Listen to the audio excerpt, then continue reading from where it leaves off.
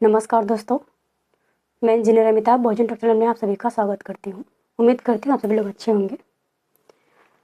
आज की वीडियो जातक कथा के ऊपर है और ये जातक कथा समाज को एक अच्छी सोच देगा। एक गांव में एक गृहपति रहते थे। गृहपति का परिवार रहता था, तो उनके घर में एक बेटे ने जन्म लिया। उस बेटे का नाम सुजात रखा गया। ऐसे ही चलता रहा, बेटा बड़ा हुआ। बेटा ज्ञान सीखने गुरु के पास चला गया। अचानक से जानकारी मिली कि उसके पिता के पिता यानी पितामह, जिसको आज के समय दादाजी कहते हैं, वो खत्म हो गए। तो शिक्षा ग्रहण करने के बाद वहाँ से लौट के आया। देखा तो सुजात के जो पिता थे वो अपने पिता की शोक में इतने व्याकुल थे, इतने कष्ट थे, इतने शोक रहित थे कि वो इतने शोक में हुआ करते थे कि अपने पिता की यानी सुजात के दादाजी की मिट्टी की मूर्ति बना के उसके सामने रोया करते थे। दुखी रहते थे, ना खाते थे ना पीते थे। सुजात ने सोचा अपने पिता को इस कष्ट से मैं कैसे मुक्ति दिलाऊं।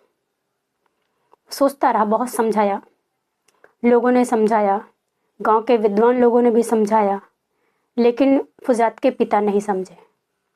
वो शोक में रहा करते थे, वो रोया करते थे, वो खाना नहीं खाते थे, वो पानी नहीं पीते थे, वो दुख में रहते थे। सुजात ने सोचा कि अब मुझे अपने पिता को इस दुख से मुक्ति करने का रास्ता मुझे ही ढूंढना पड़ेगा। सुजात गांव के बाहर एक बैल मरा पड़ा था, वहां पहुंच गया और पहुंचने के बाद उस मरे हुए बैल के पास बैठकर उसको खा खा पी पी कह के उसको खाना और पानी देना शुरू कर दिया। ऐसा करता रहा तो गांव से जो लोग गुजर रहे थे वो कहते, सुजात तुम पागल हो गए हो क्या? ये मरा हुआ बैल घास और तुम्हारा पानी नहीं पिएगा। लेकिन फिर भी वो किसी की बात नहीं सुन रहे थे। वो उसी के सामने, सुजात उसी के सामने खा खा पी पी कर उसे घास और पानी देते रहे। 1 दिन गुजर गया, 2 दिन गुजर गया, 3 दिन गुजर गया। ऐसे करते करते 7-8 दिन गुजर गए। लोग समझाते रहे लेकिन सुजात मानने को तैयार नहीं। गांव के हर व्यक्ति ने समझाया लेकिन तब भी सुजात नहीं माने। फिर सारे गांव के लोग मिलकर उनके पिता के पास गए और पिता से कहा कि आपका बेटा पागल हो गया है। उनके पिता ने बोला, क्या हुआ?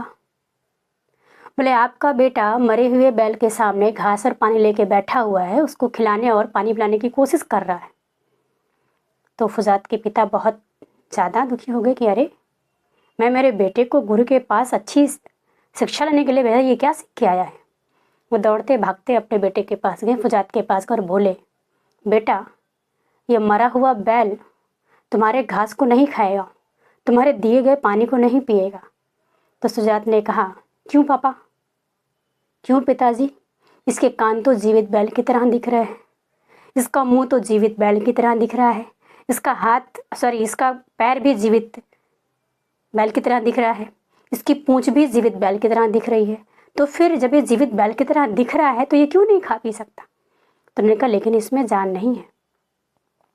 तो सुजात ने अपने पिता से कहा, पिताजी अगर ये मरा हुआ बैल जीवित बैल की तरह दिखते हुए भी नहीं जीवित है, तो जब पितामह मर गए हैं, जिनका ना सिर दिखाई दे रहा है, ना हाथ दिखाई दे रहा है, ना पैर दिखाई दे रहा है, आप मिट्टी की मूर्ति बना के उनकी सामने दुख प्रकट कर रहे हैं, आप रो रहे हैं, विलाप कर रहे हैं, आप खाना नहीं पी रहे हैं, आप खा पी नहीं रहे हैं, आप दुख में हैं, तो कैसे वापस आ सकते हैं?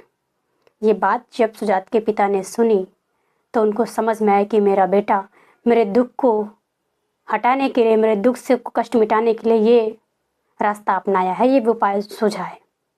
तो उन्होंने कहा मेरा बेटा विद्वान हो गया है, मेरा बेटा प्रज्ञावान है।